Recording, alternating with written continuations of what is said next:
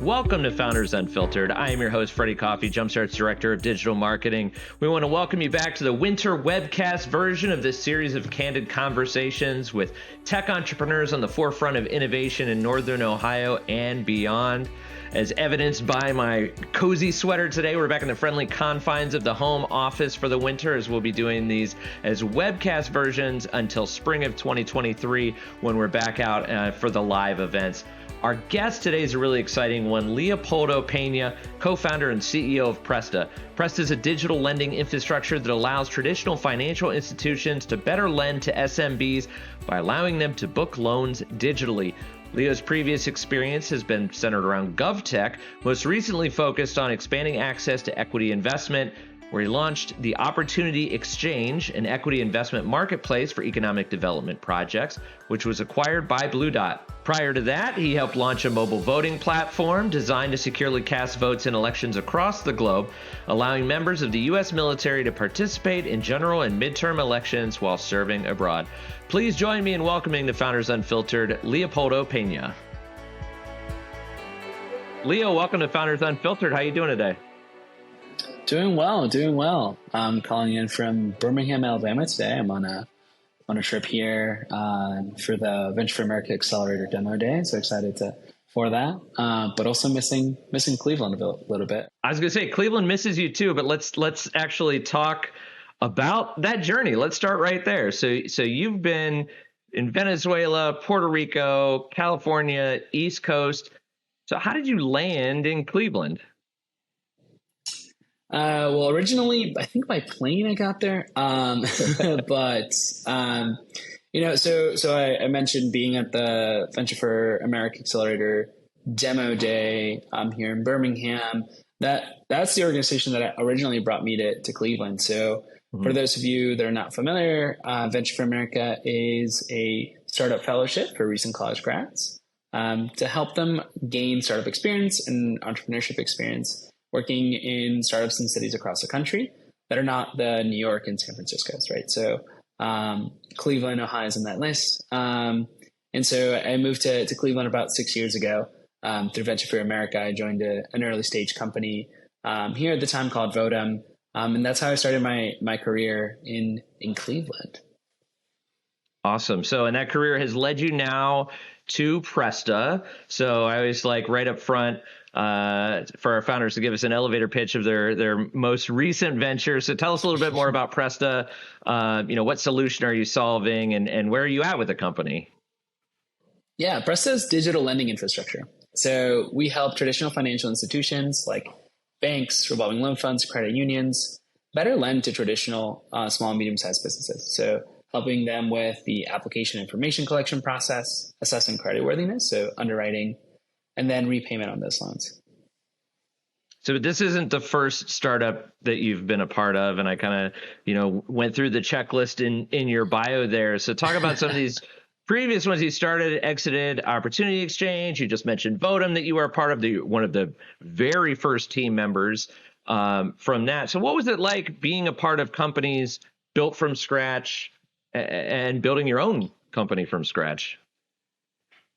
Yeah, I've been very fortunate to that point to be a part of so many early stage companies, two of which I've started, one which I was the second employee of.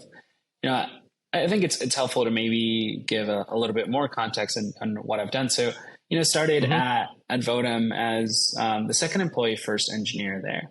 And we were working towards making it possible for people to access democracy across the globe. In other words, vote online.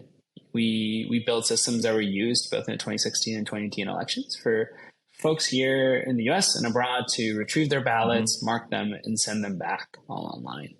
It was an incredible journey. As I mentioned, I was the second employee there. The first employee was another Venture for America fellow, which a lot of hopefully viewers know, and if not, I'll make the plug and you can look up his name, Jeffrey Stern. And so we worked there together with the first two employees, and it was an incredible ride. I was hiring folks and building the initial engineering team. I was interviewing people that had more years of experience than I'd been alive at that point in time, and convincing them to move to Cleveland, Ohio from the coasts. And We did it. It was amazing. We built that team. I moved on to lead product over there, and eventually was there through an acquisition, acquired a company, grew to over 70 people. And then, unfortunately, after its death, I went on to take a little bit of a break and start the Opportunity Exchange with my co-founder Peter. The Opportunity Exchange was an equity investment marketplace for economic development projects. So think investing in the kind of things that make cities what they are, but people don't think about putting capital into. So multi-use building, affordable housing, restaurant incubator. We ran that for 3.5 years before being acquired by a competitor in the space in early March of this year. It was an incredible ride, being able to take everything that I learned at Vodem, both in what to do and also what not to do, which sometimes the inverse of lessons is actually maybe an even better way to learn. And taking that into how we built a company, both from a culture perspective, but also from a capitalization and product perspective. That was an incredible ride. After that acquisition, I took about 6 weeks off to go snowboard out west and decompress from being a founder. And that was really nice, but I wasn't done. And so we started Presta. So fast forward to now, what are some of the biggest challenges that you're facing at Presta? How can the people watching this support Presta's success? Yeah, I mean, pretty direct plug here. If you'd like to work with us in redefining the future of credit, please reach out. Find us at letspresta.com, LETES, Presta, PRESTA.com. Really, one of the hardest challenges right now is an early stage company is finding talent. I think we've been lucky in that we've done a lot of de-risking from the market poll and feel really comfortable on building what our customers need and want and being able to sell that. I've always been of the belief that a company is nothing more than a collection of people that really care about one thing. And the important aspect of that is the collection of people. And so we spend a lot of time on making sure that we're building the most amazing team possible. And so if you are on the engineering front or even on the operations side and want to join a company working in this space, that's most helpful. Or if you're a financial institution trying to make it easier to access credit, also let's talk. Want to make sure I gave you a good opportunity for that plug there. So from a startup contributor to a startup founder, and you're working your way through a lot of different facets of growing the company where you are now, through hiring and recruiting and through fundraising and all of that goes into the top level that you may not necessarily see when you're an engineer or developer at the beginning. What's it like to be in the driver's seat? And are there similarities to your days at Vodem? Yeah, I think it's, I was, again, mentioned this on being a bit fortunate. I was also very picky. It's my first job out of college in through Venture for America.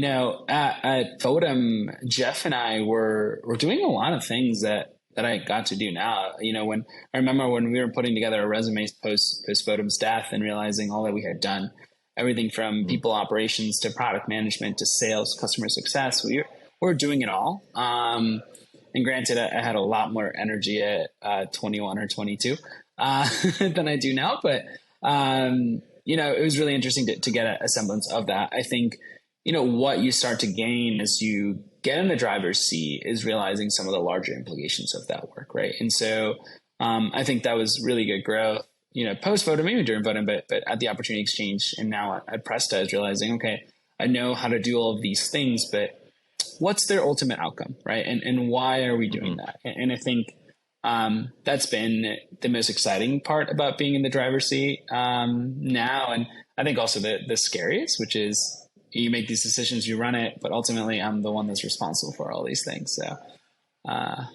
can't pass the buck to anyone else. It all falls on you eventually. So in almost all of my conversations with serial entrepreneurs, and I think we can consider you that at this point, there's a common thread connecting their different ventures. No, it's different for all of them, but there always seems to be that common thread. I know that's the case for you. I want to let you expand upon that a little bit more. Tell us about what kind of ties together the different ventures that you've been a part of and where the impetus for that came from. Yeah, no, I appreciate that. This is an interesting reflection as we were working on what was our fundraising narrative, but also just, Peter and I were reflecting on what brings us to do what we do, which I think is always important as a founder, or just generally as a person, to take some time to better understand why you're doing what you're doing. But, in that period of, or I guess, summarizing my experience, I realized I've always been working in increasing access. It was at first increasing access to democracy and at Votem. Then at the Opportunity Exchange, we're increasing access to equity investment and economic development. And now at Presta, we're increasing access to debt capital and funding for small businesses. And, in that common thread, all of these systems are ones that are complex, ones that are filled with regulatory hurdles, but also ones that are honestly, most of the time, most desperate for innovation and most desperate for tech, because of the initial fear from folks that it's too complex or too burdensome or too much of a hassle from a regulation perspective. That's been my common theme, is making things that are really complex more accessible to folks, and particularly ones that do have a large impact on how we operate as a society.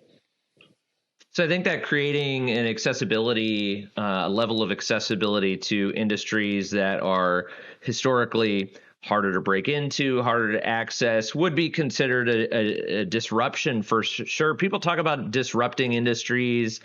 What does that mean to you? What does it mean to revolutionize an industry, and your perspective on doing that and doing that here in Cleveland in the Midwest? I think it's interesting. If the first company that I worked for, like, the idea of voting online is pretty nuts to some people, right? And I think I view it as, we're not going to change the only way that things are done, but we're going to add another modality. And the same went with the work at the Opportunity Exchange. It's like, hey, folks should have a better way to access equity investment for understanding the impact of the projects that they're building. So cool, a new apartment building is going on in that corner, but is it actually good for that community? And you shouldn't have to go and put together a really expensive impact study to be able to understand that. Here's some tools to be able to do so. And with Presta, it's, in a way, yes, we are changing the way that folks access capital. But at the same time, it's still through a lender. And the way I view it is it's a disruption of process. It's an advancement of process. I think for us, to disrupt industries, you have to do, or at least personally, I believe that you have to do the boring things really well. And that might sound silly, but for us, that's, hey, let's read a PDF with tech, so you don't have to read it out loud, right? Let's start with these small parts of the debt, access to debt process. And then let's think about how we do disrupt an industry. How do we start breaking it little by little, right? I said this on Lay of the Land, Jeff's podcast, and I still say this a lot. It's how do I break credit scores? Why do we still have this, right? It doesn't make sense for a lot of ways. It doesn't make a lot of sense for small, medium-sized businesses. There's no amazing way to understand repayment abilities for folks, right? And so let's get really good at doing the boring things well, and then let's break stuff. I think a lot of folks say we're just going to disrupt industries and start by trying to break things, and sometimes forgo the aspect of understanding why things have been built up to that point. And I'm not saying enter the industry to break it from the inside, but you need to be on the inside if you want to really change the guts of it, right? Also, I from the perspective of the Midwest, and particularly Cleveland, I think there's a few things to it. I appreciate the connectivity to larger industry here. I think Cleveland has some pretty good corporate assets, if that's one way to phrase it. I mean, the fact that we have a lot of banks headquartered here is helpful for me in my industry, right? I also think that there's this Midwestern hardiness that has actually led to good response from folks. And I'm not from the Midwest, but and I don't necessarily evoke that to everyone, although sometimes people will bump into me and I'll say, oh, but Outside of that, I think that people don't view us as like, tech people that are trying to break banks, right? Like when I approach folks, they're like, okay, so like, Leo, you live in Cleveland, your co-founder Peter lives in Grand Rapids, Michigan, like, and you're building this tech thing and you're making it easier. Okay, so like, you get it, right? Like, you're not going to set the system on fire. I was like, I mean, part of me wants to, but also part of me is like very pragmatic about how I build, right? And so it's kind of interesting to see that reaction from folks. And you say like, yeah, we're based out of Cleveland, Ohio. And they're like, all right, well, you must be sturdy, like, so that's been nice. You just got to be sturdy because that wind that comes off the lake. And I got to say, I'm disappointed in your OPE comment, because that was going to be one of my Fast Five questions at the end of the episode. And now I'm going to have to rethink something on the fly, but we'll get to that. So you have been living in Cleveland long enough to say, OPE, let me squeeze right past you there. So 6 years now, a little bit more than 6 years. Where was Cleveland when you got here? Because it's certainly changed. Where was Cleveland when you got here, and where is it now from your perspective? Well, the Cavs played at the Q, so start there. But no, I think from the startup ecosystem, I think it felt outdated in some ways. I'll start there. When I first got here, a lot of tech that I saw, and particularly this is from when I was starting to do recruiting, was folks coming from companies that weren't tech companies, but doing tech at those companies, right? And so when we were starting to interview, there were folks coming from large insurance companies or other types of large enterprise. Sure. I think that was like viewed as the Cleveland tech scene in some scenarios. That being said, there were still like really, really exciting players. Not many people know this, but I actually interned for Flash Starts my junior year, going to senior year of college. It's actually my first time spending any expanded period of time here in Cleveland, which is that summer. But I thought that was great. Tower City being a place where you could have folks come in, and there were these seeds that were starting to be planted. Right, that's what I saw in 2016 when I first moved here. It's like, all right, we have TechPine, we have some of these things that are starting to pop up, like. Things are happening. Let me go to these events. Like meetups are going on. That I think that was like the first things that I saw. But still, a lot of what was new and exciting or what was being funded felt a little antiquated at times. When I look at it now and I see like, hey, like what does the ecosystem look like? I think we're missing some of the seeds that were planted here, right? Like sometimes I miss the fact that Flash Start's not around in the same capacity it used to be. And I think it would be amazing to have something funding entrepreneurs at the earliest of stages. But also I see folks that are bringing on larger rounds later into their career doing exciting things that are not, we are doing this one innovation in healthcare, and not to discredit like the amazing things that we've done here in that field, but I would like some more, I would like something else. And I think that's really, really cool to start to see some of that magnetism arrive in the city, and you feel it in the startup ecosystem. You feel it with like the new changes in government. You feel it with like new investors that are coming to town. And so something's starting to change, and, have a ton of theories as to what that is, but that's what I've seen so far. I mean, let's dig into the theories. Well, I think like, we've talked a lot about, but I have talked to a lot of people about, the concept of a boomerang. I'm assuming a lot of people here that listen to this are familiar with it, but I think finally we're starting to see a larger influx of boomerangs, and particularly folks that work in the space. And so, I think previous boomerangs that I've met were folks maybe in the public sector or maybe in other industries. Now I'm starting to see boomerangs in the tech space, right? Which wasn't the case. And so it's really exciting to see and meet people that are like, yeah, like I just moved here, like I'm in my 30s, like starting a company, we just raised around, like, and I was like, oh, and you moved to Cleveland? It's like, yeah, like family's here, right? And I'm like, amazing. Now come to these dinners, come hang out with me, like meet all these other founders. And then that continues to pop up. And I'm like, wow, now there's 4 of you, now there's 5 of you, right? And like Mm-hmm. and they're all doing cool, exciting things. So it's really interesting to see how, I guess, this round of boomerangs that's coming back to Cleveland is more in our industry, or in our industry here. But also they care and they want to be involved, and so that's really exciting. I think that's one of my takes. There's a lot of entrepreneurs, I think,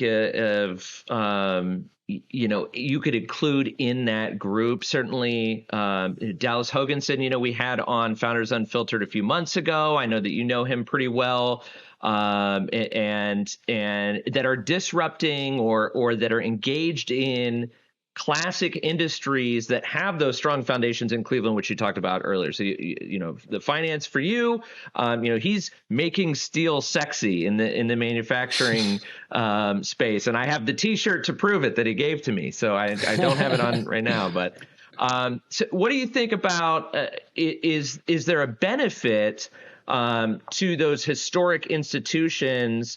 Is there a benefit for entrepreneurs to be in a place where those historic institutions are and have that foothold and have had that foothold for, 100+ years, to be able to innovate in that same space where they started and were startups, a century ago?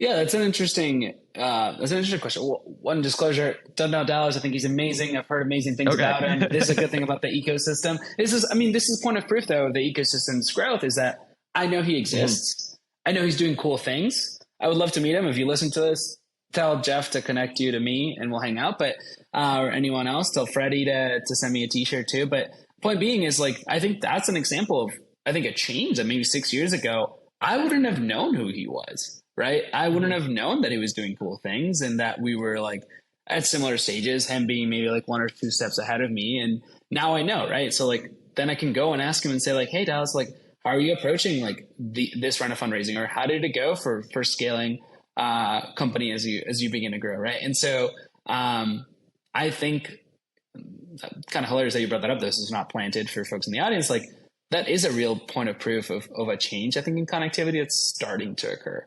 But to the point about the industries that have made waves in Cleveland when we were all about steel, or when we were the 6th largest city, I think there is a really good opportunity for folks to build in those spaces. But I would actually encourage people to not exclusively do that.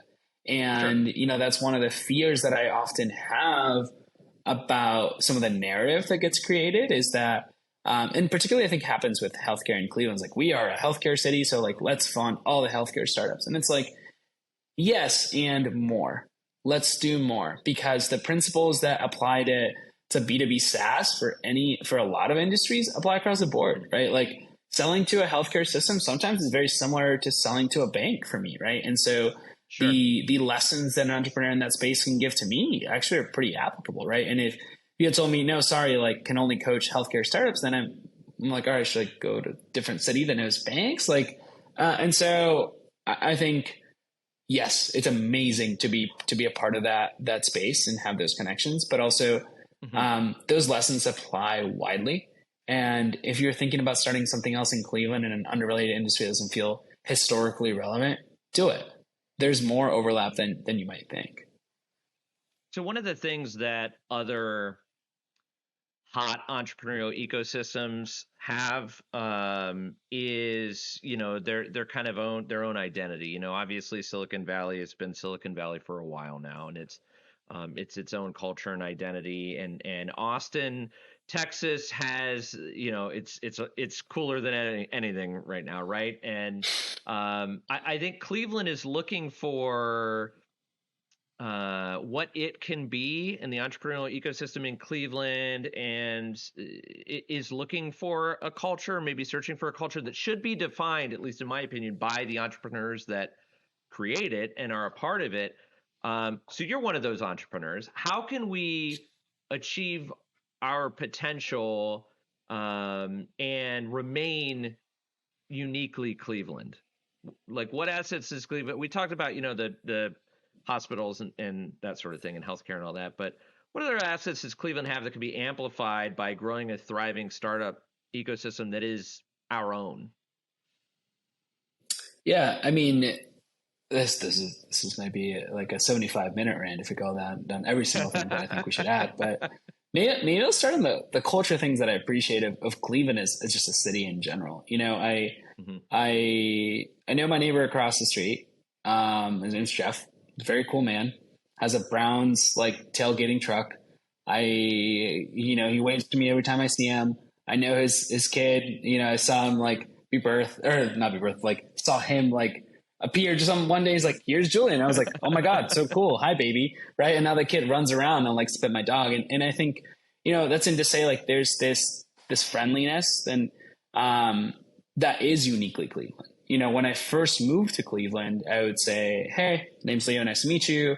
I just moved here from New York. Like, excited to be here. Just graduated school." People were like, "Why are you here?" Was the first question that I would get. And maybe in other cities that question would be like followed by a "please get out" or just "get out." Instead, in Cleveland, it was followed by "how can I help?"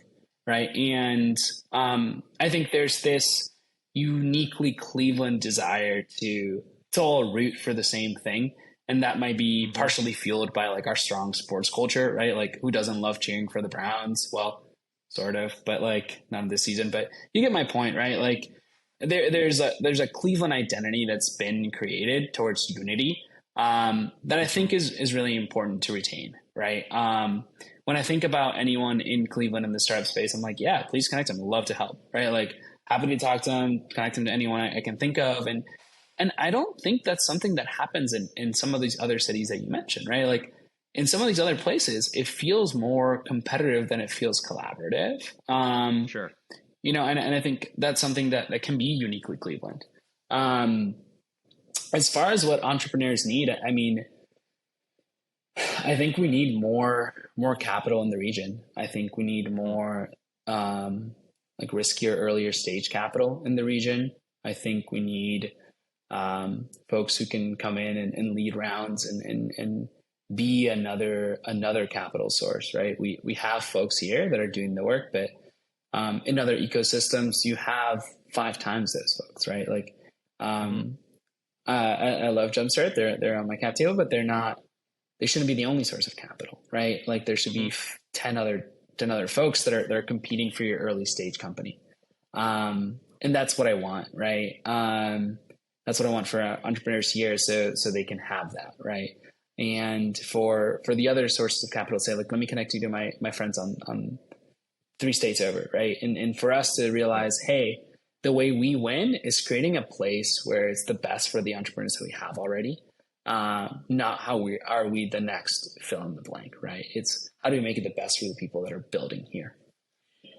So capital probably is answer number 1 to this question because you kind of were leading right into it. But what are some other things that public and private leaders, whether it's organizations like Jumpstart that are support organizations, whether it's local government, institutional investors, what can organizations and people like that, community leaders do to support more what's happening at the ground level and that grassroots level in the entrepreneurial community? Yeah, I think so. One of the things that has started to emerge for me as maybe a problem within our ecosystem is almost a lack of density.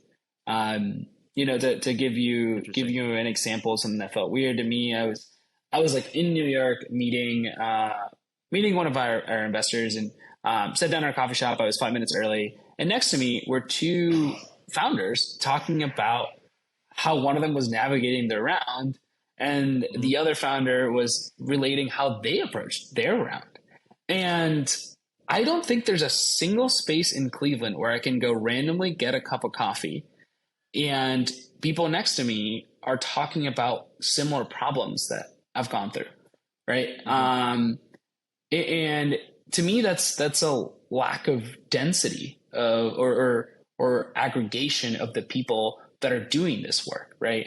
And when I, to maybe relate it back to your question, which is where we're getting at, is what are things that larger institutions or public and private can do? I think find ways to create that density. And I think this was one of the things that Charlie, I haven't talked to you in like 5 years, but that still sticks with me, is when he was building flash starts with us, he's like, I want to engineer some serendipity. Like I want there to be random collisions of happenstance for people, right? And that's how you develop more in the ecosystem. And unfortunately, the Tower City was not the best space from maybe a location. I don't know what it was to build it, but it was still an approach towards density that I think, if I were to ask institutions that hold both power and like physical location in Cleveland to create, that would be pretty high on my list of things outside of like, hey, give people money, but also make it so like I don't only know of Dallas from talking, but maybe I randomly bumped into him while grabbing a cup of coffee, right? And so that's my second suggestion. Well, I appreciate all the insight, Leo, that you've shared with us, and especially the opinions from the outside looking in. Almost, I mean, you're a Clevelander now. I consider you a Clevelander for sure, but you've had all that experience not here too. So to be able to see different things and then bring that here, which I'll get to in a later question, I think. Now that I can't ask about OPE. But let's finish these questions with something a little bit more lighthearted that I know about you, and I've noticed this about a lot of other tech founders too. Is even with limited free time, you've found a creative outlet in cooking and in food. So tell us a little bit more about your arepa pop-up and where we can get those. Because I know a lot of us right now are hungry. Appreciate that. Yeah, I'm a big food guy. I wouldn't call myself like a foodie. I don't know if I like that term, but I really do enjoy eating. Hence, maybe back to that sturdy comment from earlier. But I think finding creative outlets to work with my hands outside of clicking on a keyboard has been, I think, really really important for me, and I know that maybe it's the same for the other tech founders. And so, me and my friends that like to cook, we're like, let's start to find a way to put more recipes out there and have people try it and maybe have some fun with it. And so we were just at the same time, we were sitting at, if anyone here is familiar with Hooples, great dive bar down in the Flats. They didn't have a chef at the time, or they lost their cook. And I was talking to Norm, the owner. I was like, hey, Norm, do you think we could cook here? He's like, yeah, what do I have to do? I was like, not really much. You just change out the fry oil so it's clean when we show up, and we'll take care of it.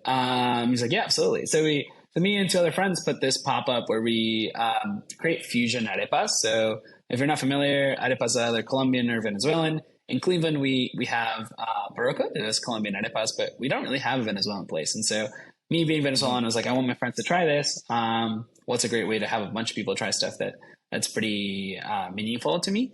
And so this felt like a great collaboration of, okay, a bar that I love, friends that I love hanging out with, creative outlet, and now let's share food. So get together every other month down at Hooples and cook fusion arepas. So this last go around, we did Asian fusion to the arepas that we were making. So anything from some of the spicy beef that we put together to a Korean fried tofu recipe in what is essentially a cornmeal sandwich is maybe the worst way that I could describe being an arepa. Just look it up and see the picture.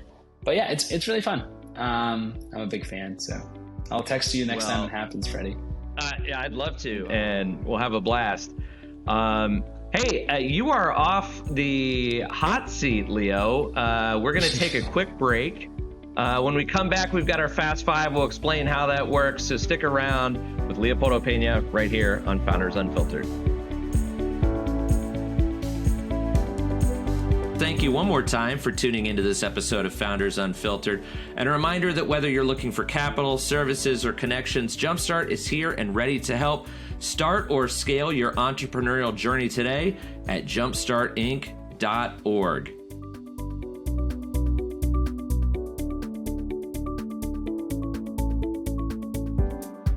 Welcome back to Founders Unfiltered. We're here with Leo Peña of Presta, and it is time, Leo, for the Founders Fast Five. Are you ready? Let's do it.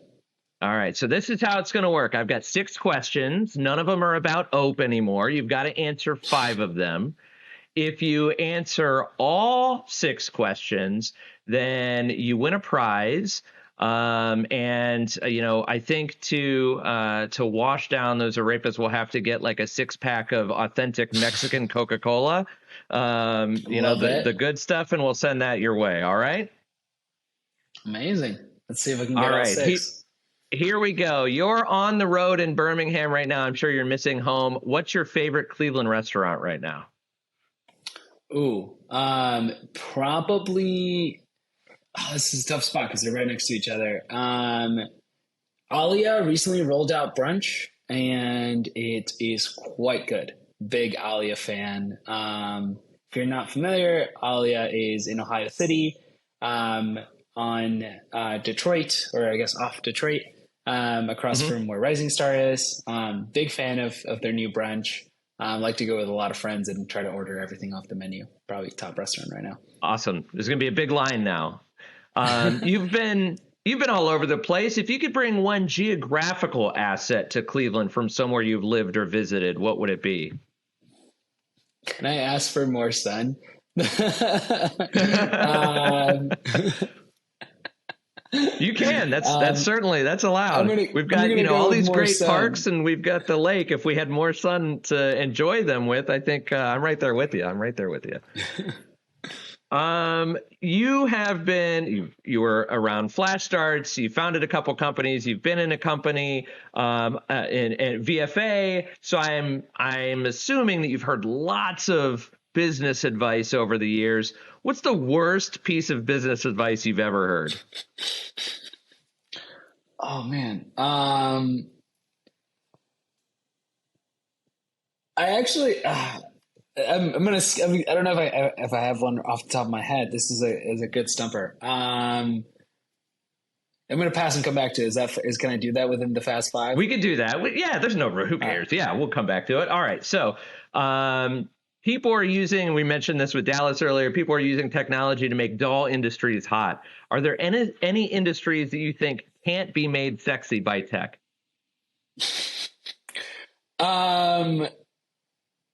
Yeah, I don't think you could make sewage sexy. I'm sorry. I think you can make sewage really funny. Neo, like our I was going to say that Twitter account is amazing at it, but I don't think I would ever call sewage sexy. And maybe they'll hear this and at me on Twitter because I said this, but that's okay.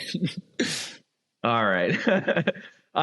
If you could co-found your next company, you've in this imaginary scenario, you've exited Presta, you're on to your next thing, and you could work with anybody, what tech giant would you co-found your next company with? That's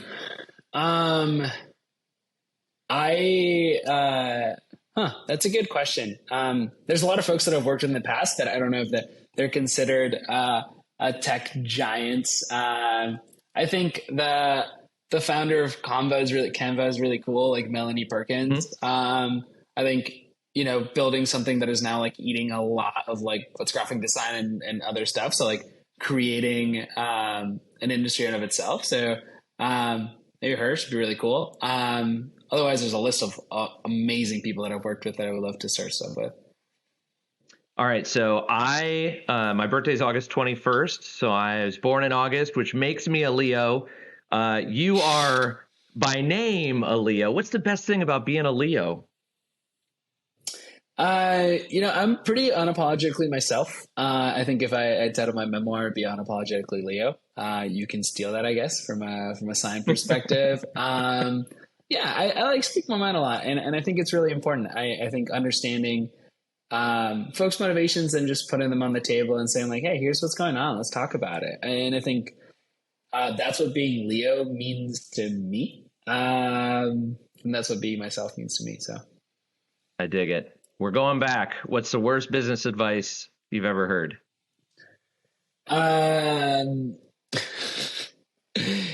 Okay, yeah, I have a good one. And this actually happened. It was like, it's okay, just roll out the release and we can tell the customer afterwards. So anything that says we can tell the customer after it happens is bad advice.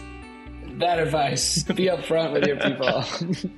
That's an excellent note to end on. And if there's nothing else that anybody takes away from this conversation, that's the nugget to go with, along with everything else. Leopoldo Peña, thank you so much for joining us on Founders Unfiltered. We really appreciate it. Wish you nothing but the best of luck in the future. Enjoy Birmingham, but get back to Cleveland quick.